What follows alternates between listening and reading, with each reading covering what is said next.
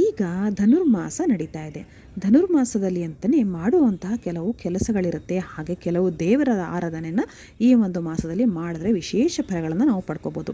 ಅದೇ ರೀತಿ ನಾನು ತುಂಬ ವಿಡಿಯೋಗಳಲ್ಲಿ ಹೇಳಿದ ಹಾಗೆ ಈ ಒಂದು ಧನುರ್ಮಾಸದಲ್ಲಿ ಬೆಳಗ್ಗೆ ಬೇಗ ಎದ್ದು ಅಂದರೆ ಬ್ರಾಹ್ಮಿ ಮುಹೂರ್ತದಲ್ಲಿ ಎದ್ದು ಆ ನಂತರ ಮನೆಯ ಪೂಜೆಯನ್ನೆಲ್ಲ ಮುಗಿಸಿ ದೇವಸ್ಥಾನಕ್ಕೆ ಹೋಗಿ ಅಲ್ಲಿ ಎಳ್ಳುಬತ್ತಿ ದೀಪವನ್ನು ಹಚ್ಚೋದ್ರಿಂದ ಶನಿ ಪರಮಾತ್ಮನಿಗೆ ನಾವು ಒಂದು ಆರಾಧನೆ ಮಾಡಿದ ಹಾಗೆ ಆಗುತ್ತೆ. ಹಾಗೆ ನಮ್ಮ ಜಾತಕದಲ್ಲಿ 7.5 ದೋಷ ಆಗಿರ್ಬೋದು, ಶನಿ ದೋಷ ಆಗಿರ್ಬೋದು, ಎಲ್ಲವೂ ಪರಿಹಾರ ಆಗುತ್ತೆ. ಹಾಗೆ ಅಶ್ವತ್ಥ ಮರನ ನಾವು ಪ್ರದಕ್ಷಿಣೆ ಹಾಕೋದ್ರಿಂದ ನಮ್ಮ ಆರೋಗ್ಯ ಸಮಸ್ಯೆ ಪರಿಹಾರ ಆಗುತ್ತೆ ಅಂತ ಹೇಳ್ತೀನಿ.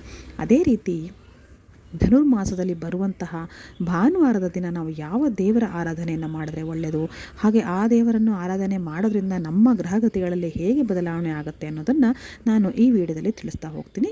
ಈ ಮಾಹಿತಿ ನಿಮಗೆ ಸ್ವಲ್ಪ ಆದರೆ ಇಷ್ಟ ಆಯಿತು ಅಂತ ಹೇಳಿದ್ರೆ ನನ್ನ ಚಾನಲನ್ನು ದಯವಿಟ್ಟು ಸಬ್ಸ್ಕ್ರೈಬ್ ಮಾಡ್ಕೊಳ್ಳಿ. ಹಾಗೆ ಈ ವಿಡಿಯೋನ ಒಂದು ಲೈಕ್ ಮಾಡೋದನ್ನು ಮರಿಬೇಡಿ. ಹಾಗೆ ನಿಮ್ಮ ಫ್ರೆಂಡ್ಸ್ ಆ್ಯಂಡ್ ಫ್ಯಾಮಿಲಿ ಜೊತೆಗೆ ಈ ಒಂದು ವಿಡಿಯೋನ ಶೇರ್ ಮಾಡಿ. ಒಂದೊಂದು ಮಾಸಗಳಲ್ಲಿ ಒಂದೊಂದು ವಾರಕ್ಕೆ ಒಂದು ಮಹತ್ವ ಇರುತ್ತೆ. ಉದಾಹರಣೆಗೆ ಶ್ರಾವಣ ಅಂತ ಹೇಳಿದ್ರೆ ಅಂದರೆ ಶ್ರಾವಣ ಮಾಸ ಅಂತ ಹೇಳಿದ್ರೆ ಶ್ರಾವಣ ಶನಿವಾರ ಬಹಳ ಒಂದು ಶ್ರೇಷ್ಠವಾದದ್ದು. ಹಾಗೆ ಕಾರ್ತಿಕ ಮಾಸ ಅಂತ ತಗೊಂಡ್ರೆ ಕಾರ್ತಿಕ ಸೋಮವಾರ ಬಹಳ ವಿಶೇಷವಾದದ್ದು. ಹಾಗೆ ಧನುರ್ಮಾಸದಲ್ಲೂ ಕೂಡ ಶನಿವಾರ ಬಹಳ ಶ್ರೇಷ್ಠ. ಯಾಕಂದರೆ ಈ ಧನುರ್ಮಾಸದಲ್ಲಿ ನಾವು ವಿಶೇಷವಾಗಿ ಭಗವಾನ್ ವಿಷ್ಣು ಅವರನ್ನು ಆರಾಧನೆ ಮಾಡ್ತೀವಿ. ಅಂದರೆ ವಿಷ್ಣು ಕೃಪೆಗೆ ನಾವು ಪಾತ್ರರಾಗಬೇಕಂತ ವಿಷ್ಣು ದೇವರ ಆರಾಧನೆಯನ್ನು ಮಾಡ್ತೀವಿ. ಹಾಗೆ ಮುಖ್ಯವಾಗಿ ಶನಿ ದೇವರು ಅಥವಾ ಆಂಜನೇಯ ದೇವರು ಏನಿರ್ತಾರೆ ಅವರನ್ನು ಸಂತೃಪ್ತಿಗೊಳಿಸಿ ನಮ್ಮ ಜಾತಕದಲ್ಲಿ ಶನಿ ಕಾಟ, ಶನಿ ದೋಷ ಏನಾದರೂ ಇತ್ತು ಅಂತ ಹೇಳಿದ್ರೆ ಅಥವಾ 7.5 ದೋಷ ಇತ್ತು ಅಂತ ಹೇಳಿದ್ರೆ ಅದನ್ನು ಪರಿಹಾರ ಮಾಡ್ಕೊಳ್ಳೋದಕ್ಕೆ ನಾವು ನೋಡ್ತಾ ಇರ್ತೀವಿ. ಅದೇ ಕಾರಣಕ್ಕಾಗಿ ಕಪ್ಪು ಎಳ್ಳನ್ನು ಬಳಸಿ ಅದನ್ನು ಕಪ್ಪು ಬಟ್ಟೆನಲ್ಲಿ ಸುತ್ತಿ ಎಳ್ಳೆಣ್ಣೆಯಲ್ಲಿ ನೆನೆಸಿ ಅದನ್ನು ದೀಪವನ್ನು ಹಚ್ಚಿ ಬರಬೇಕು.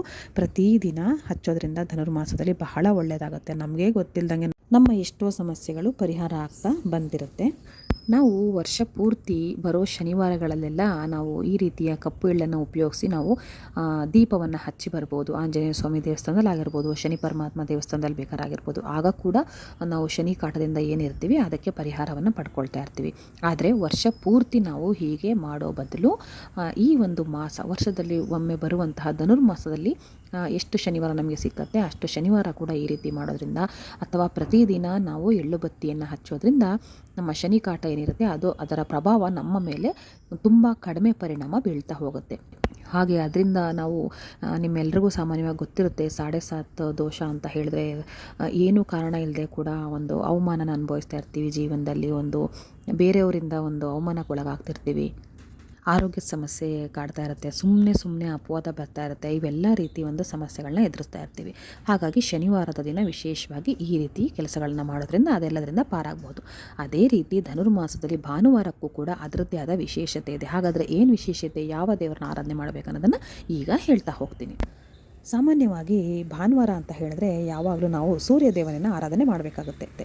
ಇದು ಈಗ ಧನುರ್ಮಾಸ ಅಂತ ಅಲ್ಲ, ವರ್ಷ ಪೂರ್ತಿ ಅಂದರೆ ಯಾವಾಗಲೂ ಕೂಡ ಭಾನುವಾರ ಅಂತ ಹೇಳಿದ್ರೆ ಅದು ಸೂರ್ಯದೇವನಿಗೆ ಮೀಸಲಾಗಿಡಬೇಕಾಗುತ್ತೆ. ಅಂದಿನ ದಿನ ಸೂರ್ಯದೇವನನ್ನು ನಾವು ಆರಾಧನೆ ಮಾಡೋದ್ರಿಂದ ನಮಗೆ ನಮ್ಮ ಜಾತಕದಲ್ಲಿ ಏನಾದರೂ ರವಿ ಬಲಹೀನನಾಗಿದ್ದರೆ ಅಂದರೆ ರವಿ ಅಂದರೆ ಸೂರ್ಯ, ನಮ್ಮ ಜಾತಕದಲ್ಲಿ ಏನಾದರೂ ರವಿಯ ಸ್ಥಾನ ಹೀನನಾಗಿದ್ದರೆ ಅದರಿಂದ ನಾವು ಏನೇನು ಸಮಸ್ಯೆಗಳನ್ನ ಫೇಸ್ ಮಾಡಬೇಕಾಗುತ್ತೆ. ಮೊದಲನೇದು ಎಲ್ಲರೂ ಹೇಳೋ ಪ್ರಕಾರ ಹಿಂದೂ ಪುರಾಣದ ಪ್ರಕಾರ ಕೂಡ ಸೂರ್ಯ ಅಂತ ಹೇಳಿದ್ರೆ ಕಣ್ಣಿಗೆ ಕಾಣೋ ದೇವರು ಅಂತ ಹೇಳಲಾಗುತ್ತೆ.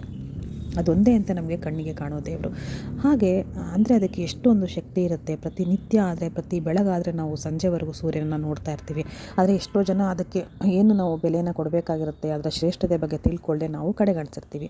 ಆದರೆ ಇನ್ನು ಮುಂದೆ ಆ ತಪ್ಪನ್ನು ಮಾಡಿದ ಹಾಗೆ ಅದರಲ್ಲೂ ವಿಶೇಷವಾಗಿ ಧನುರ್ಮಾಸದಲ್ಲಿ ನೀವೇನು ಮಾಡಬೇಕಂತ ಹೇಳ್ತೀನಿ. ಪೂಜೆಯನ್ನು ಮಾಡಬೇಕಾಗತ್ತೆ, ಸೂರ್ಯ ಗ್ರಹದ ಪೂಜೆಯನ್ನು ಮಾಡಬೇಕಾಗತ್ತೆ. ನೀವು ಸೂರ್ಯ ಉದಯ ಆಗೋಕ್ಕೂ ಮುಂಚೆನೇ ಎದ್ದೇಳಬೇಕಾಗತ್ತೆ ಭಾನುವಾರ. ಎದ್ದು ಆನಂತರ ನಿಮ್ಮ ನಿತ್ಯ ಕರ್ಮಗಳನ್ನು ಮುಗಿಸಿ ಮನೆಯನ್ನೆಲ್ಲ ಸ್ವಚ್ಛಗೊಳಿಸಿ ಆನಂತರ ನೀವು ನಿತ್ಯ ಪೂಜೆಯನ್ನು ಮಾಡಬೇಕಾಗತ್ತೆ. ಆಮೇಲೆ ಆನಂತರ ಸೂರ್ಯ ಉದಯ ಆಗಿರ್ತಾನಲ್ವ ಅದಕ್ಕೆ ನೀವು ಅರ್ಘ್ಯವನ್ನು ಅಂದರೆ ನೀರನ್ನು ಅರ್ಪಿಸಬೇಕಾಗತ್ತೆ. ಬರೀ ನೀರನ್ನು ಬೇಕಿದ್ದರೂ ಅರ್ಪಿಸ್ಬೋದು ಅಥವಾ ಬೆಲ್ಲದ ನೀರನ್ನು ಬೇಕಿದ್ದರೂ ಅರ್ಪಿಸ್ಬೋದು. ಹಾಗೆ ಮಾಡೋದ್ರಿಂದ ತುಂಬಾ ಒಳ್ಳೆಯದಾಗುತ್ತೆ.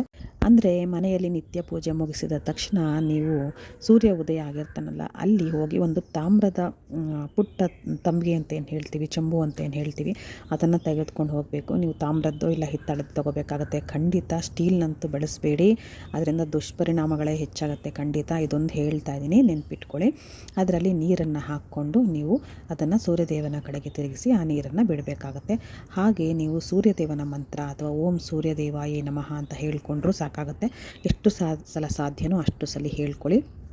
ಹಾಗೆ ನಾ ಹೇಳ್ದಂಗೆ ನಿಮ್ಮ ಜಾತಕದಲ್ಲಿ ಏನಾದರೂ ರವಿ ದೋಷ ಇತ್ತು, ಸೂರ್ಯಗ್ರಹ ವೀಕ್ ಆಗಿದ್ದ ಅಂತ ಹೇಳಿದ್ರೆ ಅದು ಯಾವ ಸಮಯದಲ್ಲಿ ನೀವು ಜಾತಕ ತೋರಿಸಿರ್ತೀರ ನಿಮಗೆ ಗೊತ್ತಿರುತ್ತೆ. ಸಾಮಾನ್ಯವಾಗಿ ಸೂರ್ಯಗ್ರಹ ವೀಕ್ ಇದೆ ಅಂತ ಹೇಳಿದ್ರೆ, ಅಂದರೆ ರವಿಗ್ರಹ ವೀಕ್ ಇದೆ ಅಂತ ಹೇಳಿದ್ರೆ ತಂದೆ ಮತ್ತು ಮಕ್ಕಳಿಗೆ ಸ್ವಲ್ಪ ಆಗಾಗ ಜಗಳಗಳಾಗ್ತಾ ಇರುತ್ತೆ. ಏನೋ ಒಂದು ಕಾರಣ ಅಷ್ಟೊಂದು ಸೀರಿಯಸ್ ಇಲ್ಲದೇ ಇದ್ರೂ ಕೂಡ ಮನಸ್ತಾಪಗಳಾಗ್ತಾ ಇರುತ್ತೆ. ಅದು ಕೂಡ ರವಿಗ್ರಹದ ದೋಷ ಆಗಿರುತ್ತೆ. ಹಾಗೆ ನಿಮ್ಮ ಗುರುಗಳು ಯಾರಿರ್ತಾರೆ, ನಿಮ್ಮ ಟೀಚರ್ಸ್ ಆಗಿರ್ಬೋದು, ಅಥವಾ ನೀವೇನೋ ಒಂದು ಕಲಿತಾ ಇರ್ಬೋದು, ಯಾವುದೋ ಒಂದು ವಿದ್ಯೆ, ಸಂಗೀತ ಆಗಿರ್ಬೋದು, ನಾಟ್ಯ ಆಗಿರ್ಬೋದು, ಇನ್ಯಾವುದೋ ಒಂದು ರೀತಿ ಕಲೆಗಳನ್ನ ಕಲಿತಾ ಇರ್ತೀರ. ಆ ಗುರುಗಳಿಗೂ ನಿಮಗೂ ಮನಸ್ತಾಪಗಳು ಬರುತ್ತೆ. ವಿನಾಕಾರಣ ನಿಮ್ಮದು ತಪ್ಪಿರೋಲ್ಲ, ಅವ್ರದ್ದು ತಪ್ಪಿರೋಲ್ಲ, ಆದರೂ ಯಾವುದೋ ಒಂದು ಕಾರಣಕ್ಕೆ ಮನಸ್ತಾಪಗಳು ಆಗ್ತಾ ಇರುತ್ತೆ. ಆಗ ಗೊತ್ತಾಗುತ್ತೆ 100% ನಿಮ್ಮ ಜಾತಕದಲ್ಲಿ ರವಿಗ್ರಹ ವೀಕ್ ಇದ್ದಾನೆ ಅಂತ ಗೊತ್ತಾಗುತ್ತೆ. ಆಗ ಈಗ ನಾನು ಹೇಳ್ದಂಗೆ ನೀರಿಗೆ ಸ್ವಲ್ಪ ಬೆಲ್ಲವನ್ನು ಹಾಕಿ ಕರಗಿಸಿಟ್ಕೊಳ್ಳಿ. ಆ ಬೆಲ್ಲದ ನೀರನ್ನು ಸೂರ್ಯನ ಕಡೆ ತಿರುಗಿ ನೀವು ಬಿಡಬೇಕಾಗತ್ತೆ. ಕೆಳಗಡೆಗೆ ನೆಲದ ಮೇಲೆ ಓಡಾಡೋ ಜಾಗದಲ್ಲಿ ಬಿಡಬೇಡಿ, ಸೂರ್ಯನ ಕಡೆ ತಿರುಗಿಕೊಂಡು ಬಿಡಬೇಕಾಗತ್ತೆ. ಹಾಗೆ ನಾನು ಹೇಳ್ದಂಗೆ ಸ್ಟೀಲ್ ತಂಬಿಗೆನ ಯಾವುದೇ ಕಾರಣಕ್ಕೂ ಉಪಯೋಗ ಮಾಡಬಾರ್ದು. ಇಷ್ಟೆಲ್ಲ ಮಾಡಬೇಕು. ಆ ನಂತರ ನೀವು ಬರೀ ಬೆಲ್ಲವನ್ನೇ ಸೂರ್ಯದೇವನಿಗೆ ಅರ್ಪಿಸ್ಬೇಕಾಗತ್ತೆ. ಅದನ್ನು ಕೂಡ 2 ರೀತಿಲಿ ಮಾಡ್ಬೋದು. ಒಂದು ಹೇಗೆ ಅಂತ ಹೇಳಿದ್ರೆ, ನೀವೀಗ ನಾನು ಹೇಳ್ದಂಗೆ ನೀರು ಅಥವಾ ಬೆಲ್ಲದ ನೀರನ್ನು ಏನು ಸೂರ್ಯದೇವನ ಕಡೆ ತಿರುಗಿ ಅರ್ಪಿಸ್ತೀರಾ, ಅದೇ ಜಾಗದಲ್ಲಿ ಯಾವ್ದಾದ್ರು ಗಿಡ ಇತ್ತು ಅಂತ ಹೇಳಿದ್ರೆ, ಹೂವು ಬಿಡುವಂಥ ಗಿಡಗಳಿತ್ತು ಅಂತ ಹೇಳಿದ್ರೆ, ಅಲ್ಲೇ ಸೂರ್ಯದೇವನಿಗೆ ಅರ್ಪಿಸೋ ರೀತಿಯಲ್ಲಿ ಅಲ್ಲಿ ಇಟ್ಟು ಸೂರ್ಯದೇವನ ನೆನೆದು ಕೈ ಮುಗಿದ್ರೆ ಸಾಕಾಗುತ್ತೆ. ಅಥವಾ ನಿಮ್ಗೆ ಆ ಥರ ಸ್ಥಳಗಳಿಲ್ಲ, ನೆಲದಲ್ಲಿ ಸಿಮೆಂಟು ಟೈಲ್ಸು ಆ ಥರ ಹಾಕ್ಸಿರ್ತೀರಾ ಅಂತ ಹೇಳಿದ್ರೆ, ದೇವ್ರ ಮನೆಯಲ್ಲಿ ಬಂದು ಒಂದು ಪುಟ್ಟ ಬಟ್ಟಲಲ್ಲಿ ಸ್ವಲ್ಪ ಬೆಲ್ಲವನ್ನು ಇಟ್ಟು ಸೂರ್ಯದೇವನ ನೆನಪು ಮಾಡಿಕೊಂಡು ಅವನಿಗೆ ಅದನ್ನು ಸಮರ್ಪಣೆ ಮಾಡಿರೋ ರೀತಿಯಲ್ಲಿ ಮಾಡಬೇಕಾಗುತ್ತೆ. ಇನ್ನು ಸೂರ್ಯದೇವನನ್ನು ಈಶ್ವರನ ಸ್ವರೂಪ ಅಂತ ಕೂಡ ಹೇಳ್ತಾರೆ, ಹಾಗೆ ವಿಷ್ಣು ಸ್ವರೂಪ ಅಂತ ಕೂಡ ಹೇಳ್ತಾರೆ. ಹಾಗಾಗಿ ಈ ಒಂದು ಧನುರ್ಮಾಸದ ಭಾನುವಾರದಲ್ಲಿ ನೀವು ರವಿ ದೇವರಿಗೆ, ಅಂದರೆ ಸೂರ್ಯದೇವರಿಗೆ ಈ ರೀತಿ ಎಲ್ಲ ಮಾಡಿ ಸಂತೃಪ್ತಿಗೊಳಿಸಿದೆ ಅದರಲ್ಲಿ ನಮ್ಮ ಜಾತಕದಲ್ಲಿ ರವಿಗ್ರಹ ವೀಕ್ ಇದ್ದರೆ ಅದು ಸ್ಟ್ರಾಂಗ್ ಆಗುತ್ತೆ, ಹಾಗೆ ಬಲಹೀನನಾಗಿದ್ದರೆ ಅದು ಸ್ಟ್ರಾಂಗ್ ಆಗ್ತಾ ಬರುತ್ತೆ. ಅದರಿಂದ ಏನೇನೋ ದೋಷಗಳನ್ನ ಫೇಸ್ ಮಾಡ್ತಾ ಇದ್ರು ಕೂಡ, ನಾನು ಹೇಳಿದೆ ಆಲ್ರೆಡಿ ಏನೇನು ದೋಷಗಳು ಬಂದಿರುತ್ತೆ ನಮ್ಮ ಜೀವನದಲ್ಲಿ ರವಿಗ್ರಹ ವೀಕ್ ಇದ್ದರೆ ಅಂತ, ಅದು ಕೂಡ ಪರಿಹಾರ ಆಗ್ತಾ ಬರುತ್ತೆ. ಪ್ರತಿ ಭಾನುವಾರ ಕೂಡ ಇದನ್ನು ನೀವು ಮಾಡಬಹುದು, ಆದರೆ ಧನುರ್ಮಾಸದ ಭಾನುವಾರ ಮಾಡೋದ್ರಲ್ಲಿ ಹೆಚ್ಚು ವಿಶೇಷತೆ ಇರುತ್ತೆ. ಹಾಗಾಗಿ ಯಾರೂ ಕೂಡ ತಪ್ಪದೆ ಈ ಒಂದು ಆಚರಣೆ, ಅಂದರೆ ನಾಳೆ ಧನುರ್ಮಾಸದ ಭಾನುವಾರ ಈ ರೀತಿ ವಿಶೇಷ ಆಚರಣೆಯನ್ನು ಮಾಡಿ, ಸಾಧ್ಯವಾದರೆ ದೇವಸ್ಥಾನಕ್ಕೂ ಹೋಗಿ ಬನ್ನಿ. ತುಂಬ ಅಂದರೆ ತುಂಬ ಒಳ್ಳೆಯದಾಗುತ್ತೆ. ಇನ್ನು ನಾನು ಸೂರ್ಯದೇವರಿಗೆ ಬೆಲ್ಲದ ನೀರನ್ನು ಬಿಡಬೇಕು ಅಂತ ಹೇಳಿದೆ, ಅಂದರೆ ಅರ್ಘ್ಯವನ್ನು ನೀಡೋ ರೀತಿಯಲ್ಲಿ ನೀಡಬೇಕಂತ ಹೇಳಿದೆ. ಬೆಲ್ಲವನ್ನು ಅಪ್ಪಿತಪ್ಪಿಯು ಅಡುಗೆ ಮನೆಯಲ್ಲಿ ಇರುವಂಥದ್ದು ತಗೋಬೇಡಿ, ಹೊಸದಾಗಿ ತಗೊಂಡು ಬಂದು ನೀವು ಅದನ್ನು ಈ ರೀತಿ ಅರ್ಘ್ಯವನ್ನು ನೀಡಬೇಕಾಗತ್ತೆ. ಅಥವಾ ದೇವ್ರ ಮನೆಯಲ್ಲೇ ನೀವು ಸಪ್ರೇಟಾಗಿ ಇಟ್ಕೊಂಡಿದ್ರೆ ಅದನ್ನು ಉಪಯೋಗಿಸಿ. ಯಾವುದೇ ಕಾರಣಕ್ಕೂ ಅಡುಗೆ ಮನೆಯಲ್ಲಿ ಅಡುಗೆಗೆ ಯೂಸ್ ಮಾಡ್ತಾ ಇರುವಂಥ ಬೆಲ್ಲವನ್ನು ತೆಗೆದುಕೊಂಡು ಅದನ್ನು ನೀವು ದೇವ್ರ ಮನೆಗೆ ತಗೊಂಡೋಗಿ ಈ ರೀತಿ ರೆಡಿ ಮಾಡಿ ಅರ್ಘ್ಯವನ್ನು ನೀಡಬೇಡಿ. ಇನ್ನೂ ಹೆಚ್ಚಿನ ಮಾಹಿತಿಯೊಂದಿಗೆ ಮುಂದಿನ ವಿಡಿಯೋದಲ್ಲಿ ಸಿಗ್ತೀನಿ. ಎಲ್ರಿಗೂ ಧನ್ಯವಾದಗಳು.